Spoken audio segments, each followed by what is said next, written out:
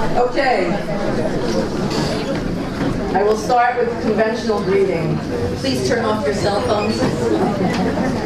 Thank you. Okay, so welcome to the Michlalah Shalom Memorial Evening put together. Oh, wait a minute. Is that the garbage in here? No. Oh, she's not here yet.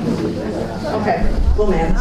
By the English Department of Michlalah Yerushalayim and by the Center for Holocaust Studies. The Chod HaRabbanim, Dr. Rosenwasser, Dean of Michlalah Yerushalayim, Rebbitzin Farbstein, who I assume coming in soon, head of the Holocaust Studies Center, distinguished teachers, colleagues, and Machal students, and honored guests. Welcome to the Michlalah Shalom Memorial Evening. I'm Dr. Emmy Leah Zitter, head of Michlallah's English Department and the moderator of the event. Here's an answer to Dr. Rosenwasser's question. Dr. Rosenwasser just asked me, how many years have we been doing this? Well, I made a calculation yesterday.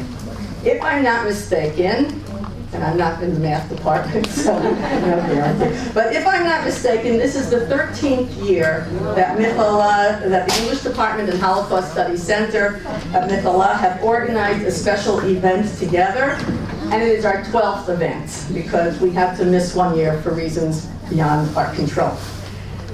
Okay, so I really just made that calculation yesterday, and I thought to myself, can I connect our evening to those significant numbers, 12 and 13, bat and bar mitzvah years. Now, for those of you who are new, you will find this out. During our evenings, we don't aim to depress anyone or frighten anyone. We don't whitewash the horrors of the Holocaust, but we want you to leave this room strengthened and inspired by our people's strength and their faith and their heroism. But still, it is an evening about the Shoah, and it's hardly time to throw candies or to pick up smiling young people on chairs and sing and dance around them. But then I thought about bar and bat mitzvah children, and the connection came clear. We chose our theme months ago, Hearing Still Voices, the Children of the Holocaust.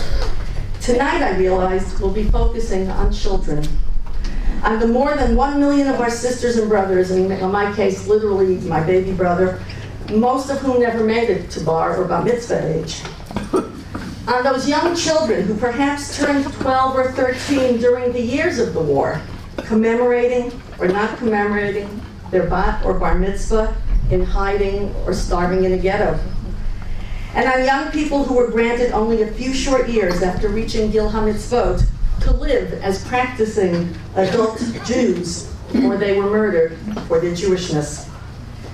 Tonight we'll be thinking about those children who had so little time to fulfill mitzvot in this world before they were called, in the innocence and purity of their young neshamot, to fulfill the most difficult mitzvah of them all, giving their lives al Kiddush Hashem. We dedicate this evening to their memories. Now, to open the evening, it is my privilege to call upon Dr. Dvorah Rosenwasser, Dean of Michlalah.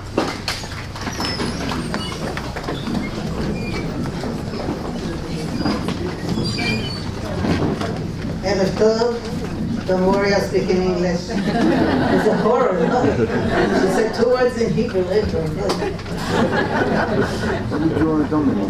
I think I missed only 2 events, and this is one event I really tried never to miss. I even come right from the airport to here. I find it very, very uplifting. We'll shoot everybody. I want to save some time. Next week, we are starting in Mirza Hashem what we call Parshiyot HaMishkan. Truma, Tetzaveh, I'm skipping Kitisa, Vayakhel, and Pkudei. The major rabbis Hasidus realized that those Parshiyot always fall on Chodesh Adar. Amazing. You look in the calendars, you see, this Chodesh Adar will have all of them. And they were wondering, why is it? There's no coincidence in our religion. And they came up with a very, very interesting idea. They were talking about the Mishkan. What is the Mishkan? The Mishkan is Kadosh Baruch Hu lowers down the Shekhinah to this world. Wow. Unbelievable. And the Ramban says that the Shekhinah in the Mishkan was the Shekhinah in Har Sinai that just waited to come down to be in the Mishkan. This is unbelievable. And what was Bnei Israel's reaction when they heard they're going to build a Mishkan? Pasha Truma next week tells us that Moshe said, okay, I'll take Truma, donations from everybody. They gave everything so fast that he had to say, stop, enough. I don't have room, I don't know what to do with all of it. Bnei Israel was so excited about the idea of a Mishkan, about a place that they can go, they can worship Kadosh Baruch Hu, they can feel the Shekhinah. And they donated everything. And the simcha, you read the psukim, you see the simcha pouring out of them. And the achdus of the entire nation, everybody gave. The poorest, the rich, everybody. And by the way, we have Shabbos Shkalim coming up, which also everybody gives the same amount of money. And this to remember exactly the donations to the Mishkan. And the Gdolei HaChasidus said something very interesting. Why is it an Adar? Because the Moshe Hashem soon will celebrate Purim. And what happened in Purim, according to the Megillah? Kimu v'kiblu ha'Yehudim alehem. In Purim, Bnei Israel received the Torah with love, with happiness. Until then, was kafa alehem ha-kegigis, right? Last week, Parsha, Kadosh Baruch Hu says, oh, you didn't take the Torah? Oh, you're going to die. So guess what they chose to do? But in time of Esther and Mordechai, kimu v'kiblu ha'Yehudim alehem. Now, what are the main mitzvahs of Purim? Mishloach manot, Sudat Purim, Matanot la'evyonim. This is the most ben Adam lechavero yontef we have. The most of all. And they said this is very interesting. That's what Mishkan is all about.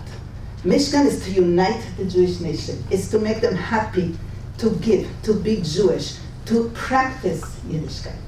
And Purim is exactly the same thing.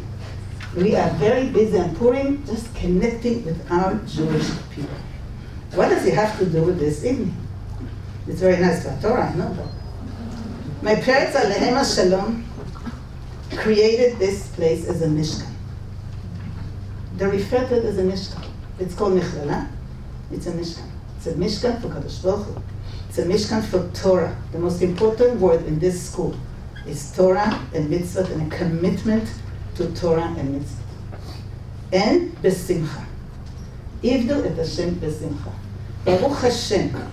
If you come to Michlalah, you see all kinds of frum people here that normally do not talk to each other, especially before elections. In Michlalah, everybody talks to each other. There's unity. There's simcha. We are happy to be Jewish people here.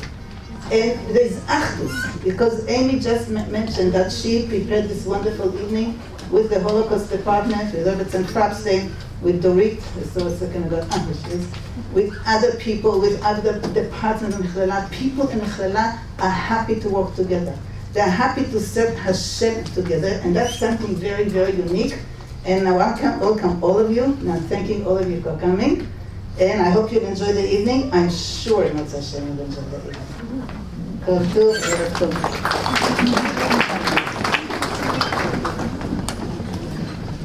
I'll share a memory of your father, Zatzal, Rav Kupman. When they first opened the room, for you it's the registration and refreshments room, but it's really called the Chadar Chavruta. And the girls learned there. And I remember I was sitting in my office here, and Rav Kupperman comes over and says, "Come, I want to show you something." And there were three girls, and they were sitting together around the table, and one was wearing a sheitel, a payah, and one was wearing a mitpachat. In those days, mitpachats went down and not up, but it was still a mitpachat. And one was wearing a hat. And he said, "This is what Michlalah is all about." So that's what you've achieved. Okay. Dorit, is Esther coming? I know she has a wedding, but okay. This evening is named in memory of my mother, Mrs. Rose Stark Glassman, Shalom, an Auschwitz survivor. My mother spoke about her experiences at many of our earlier events, and even when she no longer had the physical strength to really speak, she would come. In her last year she came, she was in a wheelchair, attached to oxygen, but she came to give us a bracha. Every year she would begin by saying thank you to those of you in the audience who have come. And she'd always say the chushava audience here, a chushava audience, right? And she would thank you for taking time in a busy schedule to remember those who died and to honor those who survived and those who rebuilt our people. So, having learned this among innumerable other lessons that I learned from my mother, I would like to start the evening with thank yous. First of all, I feel like I'm speaking my mother's words here. Thanks to all of you who came out this evening despite the dire weather forecasts. And but they were talking about thunderstorms, so I do thank you. I know it wasn't easy, and I heard that there were traffic problems, so a special thank you to all of you. Thank you to Michlallah's administration for supporting this event all these years. And I don't know if she's here. Is Deanie here?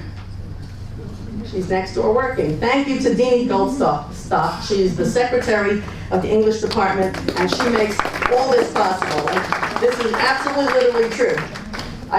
All week long, I've been making to-do lists, and then I would email them to Deanie, and she said, I did it already. This is how it works in the English department. Another very special thanks goes to Rabbanit Rebbetzin Esther Farbstein, head of the Holocaust Studies Center. And to the dedicated staff, especially her assistant, Dorit Tepperberg. 13 years ago, Rebbetzin Farbstein came up with the idea of organizing an evening together. And over the years, my admiration, I know you don't want me to say this, but I'm saying it anyway, my awe for what she accomplishes has grown and grown. Her creativity, her academic rigor, the depth and breadth of her knowledge, and the sheer neshama that she puts into all her work continue to inspire me. Rebbetzin Farbstein, okay, and warning here, you're about to hear Hebrew. Okay.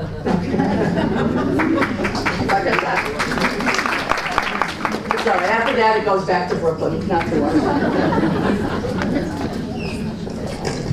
שלום לכולם, אני מדברת בעברית, אתם כבר זוכרים, אשתדל לדבר לאט.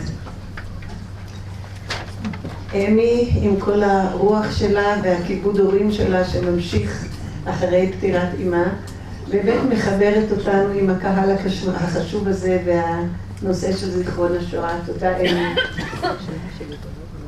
הנושא שאמי בחרה הערב יחד איתנו על ילדים, זה נושא שתמיד נוגע ללב. מה שנאמר נוגע ללב. אנחנו ערב פורים, אנחנו יודעים ערב פסח, ערב פורים, אנחנו יודעים מה זה משפחה, מה זה דורות. ואחד הדברים הנוראים שהיו בתקופה הזאת, היו הניסיון של הנאצים לכרות את הדורות. ולכרות את הדורות זה אומר קודם כל את הילדים. אני רוצה לספר לכם על פרויקט מיוחד שאנחנו עושים כעת כאן במכללה, שנוגע גם לנושא הזה, ואולי יעניין אתכם ותוכלו לעזור לנו. תמיד הקהל שלנו הם תמיד גם שותפים. הרבה חומרים, מסמכים, אני מקבלת מהקהל שיושב אצלנו במכללה. הפרויקט שאנחנו עושים כעת הוא מכתבים ראשונים שנכתבו אחרי השואה. מכתבים ראשונים, אם אתם יודעים, יצא כבר ספר אחד ביד ושם. הספר של יד ושם הוא יפה, אבל הוא מאוד כללי. אנחנו בדרך שלנו מחפשים מכתבים של אנשי אמונה, של יהודים מאמינים, שכתבו את המכתבים הראשונים אחרי השואה. למי הם כתבו? על מי הם ידעו? זאת שאלה מאוד גדולה. אם הם היו מבוגרים, לפעמים הם ידעו שיש להם קרוב או מבא. אם הם היו צעירים, הם לא ידעו אם יש להם קרובים, או שלא ידעו כתובת, אבל כתבו. כתבו לפעמים בלי כתובת. לכבוד הרב שמחה וסרמן, ניו יורק, אחד המכתבים. לכבוד הרב יוסה לויינברג, ידעו שהוא פעיל בסלונים, ירושלים. והיו שידעו שזכרו כמו והקפיאו את הכתובת וקצת ידעו. זה נושא מאוד מעניין, כי החיילים האמריקאים שבאו עם הצבא של ארצות הברית, הם היו הדואר הראשון. הם לקחו הרבה מכתבים, שלחו את זה בדואר הצבאי, דאגו שזה יגיע ועוד. בתוך המכתבים האלה, אחד הדברים הנוגעים ביותר זה מכתבים שמחפשים ילדים. אחותי השאירה ילדה, קוראים לה כך וכך, היא בלובלין. ניצול שואה, ילד שמחפש הוא יודע שיש לו דוד במקום מסוים. הילדים תופסים מקום מיוחד במכתבים האלה, ואני אספר לכם סיפור של מכתב אחד, מאוד מיוחד. מי שמכירה אולי בבני ברק, יש רבנית חשובה שנקראת הרבנית וולפו. היא אחות של הרבנית רישל קוטלר, זיכרונה לברכה, אשתו של רב שניאור קוטלר. והיא ניצולת שואה, הייתה ילדה קטנה בקובנה, הייתה בת 5 כשהתחילה שם המלחמה, בת 8 בסוף המלחמה. אמא שלה בקובנה, אמא שלה לקחה אותה ממקום למקום.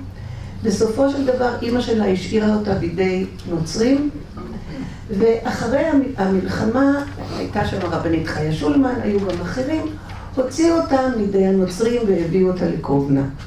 היא גם בקובנה הייתה לבדה עד שהיא עלתה לארץ. כל השנים הרבנית וולפו, שהיא קרובה וחברה טובה שלי, כל השנים היא הייתה אומרת לי שהשנים של השואה היא לא כל כך זוכרת. היא עברה ממשפחה למשפחה, אבל היא זוכרת שאחרי השואה לא באו לחפש אותה. והיא אומרת, זה בשבילי טראומה. הייתי ילדה בת 8 בקובנה. היא זוכרת שהרב אושרי שם עליה מפעם לפעם לב. היא זוכרת, אבל אף אחד לא חיפש אותי, היא אומרת. עד שבנס לקחו אותי לארץ, באונייה, סיפור שלם. אבל היא אומרת, איך זה, והיו לה 2 אחיות. אחות אחת, הרבנית רישל, הייתה בשנחאי במלחמה הזאת שנישאה לרב שניאור, יצאה מוקדם, ואחות אחת, שאחר כך היא הייתה הרבנית רחל סרנה, היא הייתה גם כן בין גויים, ואחר כך בשוויץ. אבל איך לא חיפשו אותי, תמיד אומרת. ואני מחפשת בין המכתבים שהם מגיעים אליי, קיבלתי לרשותי גם את הארכיון של הרב אושרי מקובנה, ואני פתאום מוצאת מכתב מאוד מיוחד, ואחר כך עוד מכתב. ובמכתב הזה כותבת הרבנית רישל סרנה לרב אושרי, איפה אחותי הקטנה שולמית? אנחנו מחפשים אותה, ושמענו שאתה פגשת אותה בקובנה. איפה נמצאת שולמית? אני חייבת את זה לאמא שלי, אני חייבת את זה לעצמי, צריך למצוא את הילדה. והמכתב האחר הוא מהאחות רחל משוויץ שכותבת. והאחות רחל הייתה בקובנה, היא יודעת איפה הייתה שולמית. היא לא יודעת שהוציאו אותה מידי נוכרים. והיא כותבת, היא הייתה אצל הכומר הזה והזה, בכתובת הזאת והזאת, תוציאו את שולמית. המכתבים האלה עשו לי זעזוע. הדבר הראשון שעשיתי, נסעתי לבני ברק לשולמית וולפו, ואמרתי לה, חיפשו אותך. ההתרגשות שהייתה לשולמית היא אדירה. שולמית באותו שבוע צילמה את המכתבים, העבירה את זה לכל הילדים, לכל הנכדים. היא אומרת, אילו הייתי יודעת את זה קודם, כל החיים שלי היו נראים אחרת. סיפור, היא ברוך השם הקימה משפחה ענפה, חשובה מאוד מאוד. היא בעצמה הייתה מנהלת בית ספר כל השנים, וזה סיפור של ילדי השואה, כל אחד פלא, מחוץ לכל הגדרה פסיכולוגית, מחוץ לכל הגדרה סוציולוגית. הקדוש ברוך הוא נתן להם כוח מיוחד וחן מיוחד, והם בנו את בית ישראל. זה סיפור של מכתב אחד באמת יוצא דופן. אבל אולי אתם יודעים על עוד מכתבים, אולי תשמעו על עוד מכתבים. כל עוד הספר לא יוצא לאור, אנחנו רוצים להפוך אתכם לשותפים שלנו. ובינתיים אני מאחלת לכם ערב מעשיר, מעניין, וכל הברכות שבעזרת השם נראה את ילדינו בריאים, שלמים והולכים בדרך אבות.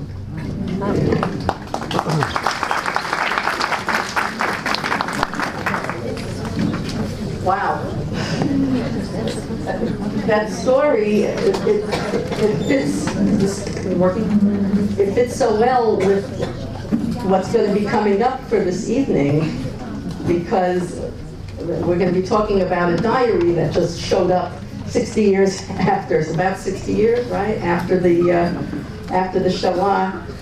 And what it tells us is that the story has not completely been told. Maybe it will never be completely told. There's so much yet to find out. And people like Rabbanit Barbstein and her staff. They're the ones who are looking for these things. Okay, do you want to give the bracha now? Okay, so Rabbanit Barbstein just gave a beautiful bracha, and we're going to follow that with another bracha. And there's a little background here. Probably most of you, do you want to get up or oh, okay. I'll try. Here. Okay, here we go. On the side. Okay. Never thought it'd be so hard to get up. Okay, let me introduce you to Mrs. Eva Weiss from Chicago in Rehovot, known in our family as Chavi Chicago. That's how we in New York called her. This is my mother's cousin, and she's an Auschwitz survivor. My mother always gave a bracha, and this year we have asked Chavi to give a bracha to the Kahal. Can I just tell them the story about why we give the bracha? Okay. Okay, so a lot of you I'm sure are familiar with this story. Was it the Satmar Rebbe? I think it was the Satmar Rebbe was going to I think, from New York to Israel, Israel to New York, I don't know. And his Hasidim came over and said, Rebbe, when you're away, who's going to give us a bracha?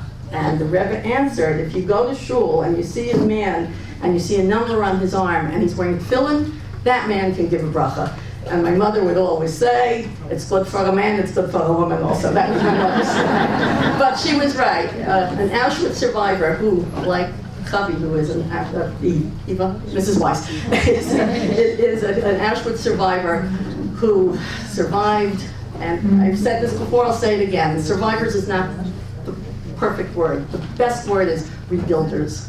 A woman who rebuilt her life and then her family and has a beautiful, beautiful family now, Baruch Hashem. I give her to you to give a bracha to the Kahal. Well, I can't follow her, and I can't follow the Rebbe's, and I can't follow Reisi. I'm not one of those speakers.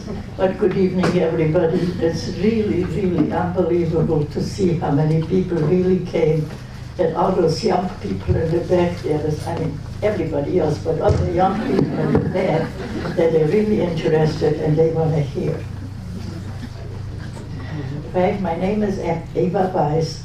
And Emmy, as you know her for Professor Zitter, she's the daughter of my first cousin, Reisi Stark. That's how. Reisi and myself grew up next door to each other. That was in Mukach. And we were both sent to Auschwitz.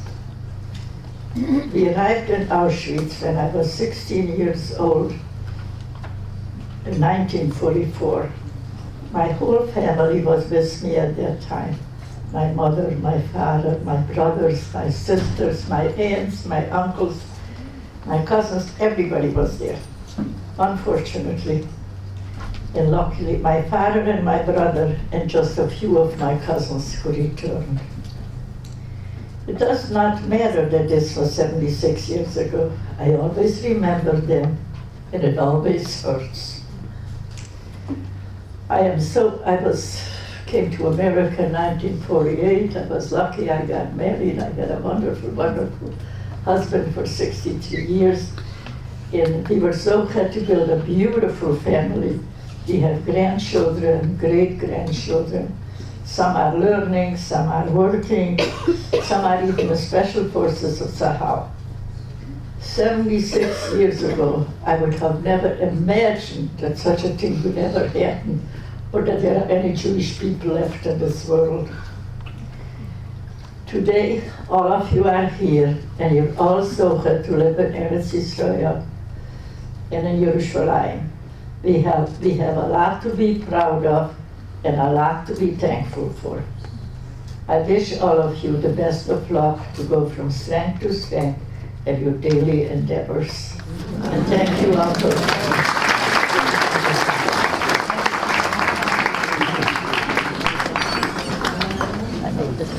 Thank you, Chavi. Okay, now I'm just going to speak a few minutes about my mother, and then we'll get to the official speakers. However, I need technical help here. Technical help here. Get me into the PowerPoint here. Many of you were zocheh to know my mother. Personally, some of you heard her speak in those first 5 or 6 years when she would speak. I just want to move it to the next slide. Yeah, okay. You know something? Can someone hit the lights? Is Dini here? Does somebody who knows where the light switch is? I think it's on that wall somewhere. Dorit, you know where it is? Ah, there. Okay, can everybody see? Okay, so as my cousin Tavi said, my mother was born in Munkach. You're going to ask, so where's Munkach? And you remember the little boy? Really? You're going to ask me where's Munkach, and I'll be Jewish and I'll answer with a question. What year are we talking about? Munkach switched from Hungary, Czechoslovakia, Russia, Ukraine in the 20th century was a very turbulent time. But she was born in Munkach. Her father was Yisrael Moshe, the Bekishe Schneider, the tailor who made Bekishes. Her mother was Malka. Among other things, Malka was known as a Zukrita. Do you know what a Zukrita is? In the back? On Friday nights, the women would come and she would read the Tzenorena to them.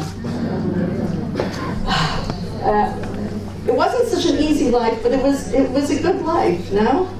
My mother, she had a lot of stories about the vibrant life of Munkach with all the Hasidim, and it was a happy time for her to grow up there. She did get married, and Chavi just said she remembers their wedding. She got married to Yossi Steiner. They had a baby, Shlem and Nachum. And Nachum, how do I move this to the next one? And then came Auschwitz. This is, for me, a hard picture to look at. It's my mother's arm. They all went to Auschwitz. Tavi just told you this, right? My mother went with her parents, her in-laws, her husband, her baby, 3 sisters, Faiga, Sura, and Nessie, and their families.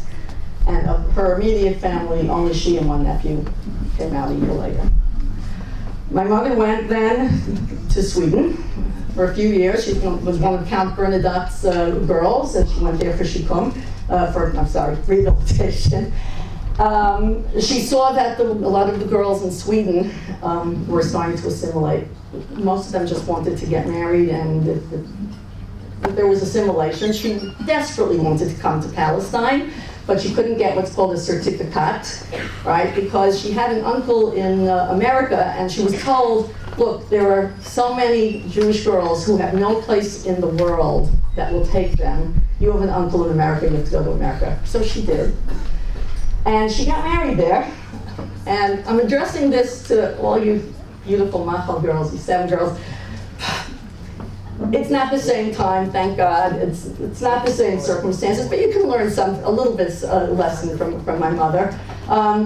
You all have your lists, right? The list, what you want when your Khatan somewhere has a list what he's looking for a kala. That's fine. My mother had a list too. She told us. She wanted a man who would be kind and observant. End of list. And she found it. She found my father. He was 20 years older than she was. But with him, she made the family. And if you can tell me which one is me and which one is my sister, you're better than I am. My mother never mixed us up, and since she's gone, we don't know in the pictures anymore. I think I'm on the left because I look mischievous and she looks sweet. Okay, and we're jumping ahead. My mother did fulfill her dream of coming to live in Israel. She was in her 70s. She used to compare herself to Avram Avinu. She also left a nice settled home in Borough Park and came to Israel. And she said that in her 21 years living in Yerushalayim, she said never once for 1 minute did she ever regret that decision.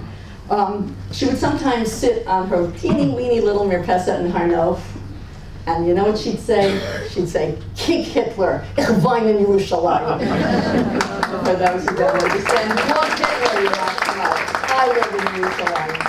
She got her, we're not a vengeful people, right? Lo tikam v'lo titar. But we're ones who remember, we ones who seek justice, and we do know how to get revenge. And that was part of her revenge. Israel is part of our revenge. This was one of my mother's favorite pictures. This is my son, who's hiding behind the column there. This was her first grandchild to serve in the Israeli army. And this was a very special moment for my mother. You can see her in the middle. This was just a few months before she died. She's on the oxygen. She doesn't look well. And many of her grandchildren are living here, and my sister in America brought all her children here. This is, as far as I know, the only time my mother was there. Was surrounded by all 12 of her grandchildren. And I compared her before to Avram Avinu. Here she has, comparing her to Yaakov Avinu with his 12 Shvatim. So, Baruch Hashem, we don't have a picture of everybody. We've given too many different places, but there have been many, many great-grandchildren also. So I end with this picture of my mother, Alaa Shalom, with one of her great-grandchildren. That's my granddaughter, Maria. On the way home from Hadassah, before they went home, every child would bring, all of my children would bring their grandchildren, their children, my grandchildren, to see my mother, Alaa Shalom. Yhi Zichrona Baruch. Oh, let's go back to this. Okay. I'm about to hit the wrong button. Malcolm? He drives tanks and he fixes PowerPoints. He's very, very handy. Okay. I think now is Zahava and Tohar. Are you ready? Okay. You've heard a lot of talk now, so let's have a little bit of music. Oh, you know what? Let me tell you something about this music. First of all, let me tell you about these girls. Zahava and Tohar, you're here? Here's a this. And there's a this. Can we put them together? Hold on. Tech support. Anyone know how to use these things? I blew in it. That's good. Can we put this in here? Hey, nah. What am I doing? Oh, okay. Oh, look at that. Okay. Can we make this full? I want this to be full screen. Actually, I don't want this to be full screen. Zahava, you want to put on whatever you need to put on the screen? We're going to, first of all, this is Zahava and Tohar. They are third-year English department students, and they are very talented, and they're also very kind, because they're in the middle of finals, and being third-year students, it means they're also in the middle of their practicum, which means 3 days a week. They are teachers, and yet when I asked them to do this, they said they would do this. They're going to play for you a song, and since our, here, what? Oh, this has to be on, so let me just introduce you first. Oh, sure. Okay, since we are talking about children, they're going to be playing a lullaby that was written at the end of the 19th century that the children of the Shoah probably all knew and heard. Now, as it happens, Rabbi Teller, this just happened today. I'm going to quote your book. I picked up Rabbi Teller's book about the children of the Holocaust, and I started going through it. And I found on the first page, here's what he writes. As night falls in all corners of the world, in all households where there are parents and children, the tender music is the same.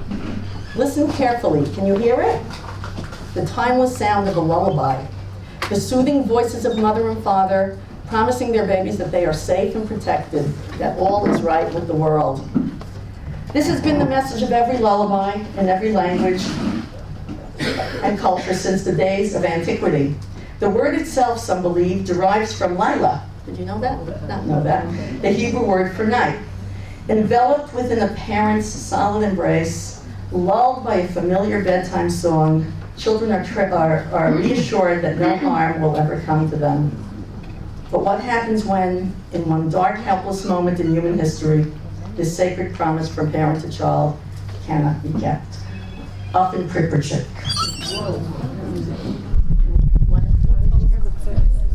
What is this for? Yeah.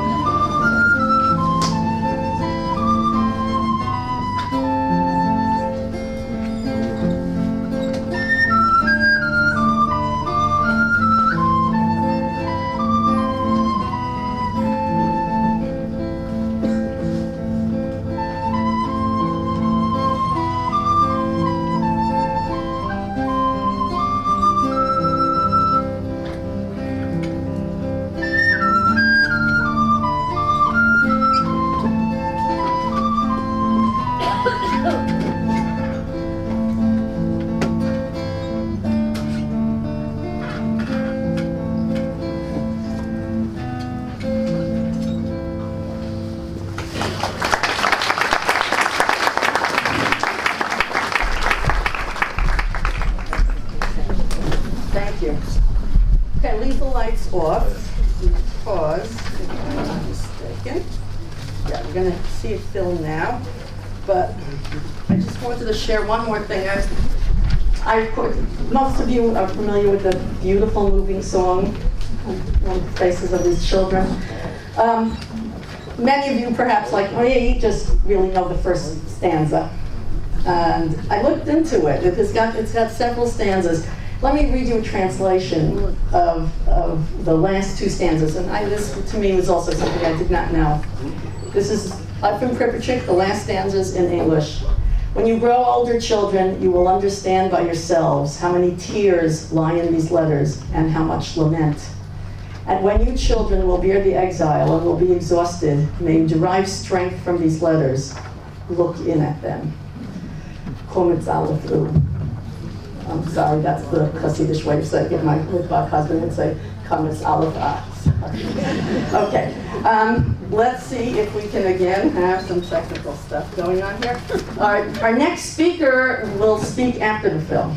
Okay, we have another speaker, and we're about to introduce you to an extraordinary story of an extraordinary young woman who lived through the ghetto of Lodz, lived through Auschwitz, and I won't tell you more. Watch the film, and the film will be followed by Mrs. Hadassah Chalamish, who is a cousin. She'll tell you all about her relationship with Rick Lipschitz. Okay, now, but what I need to do now is get this out of here.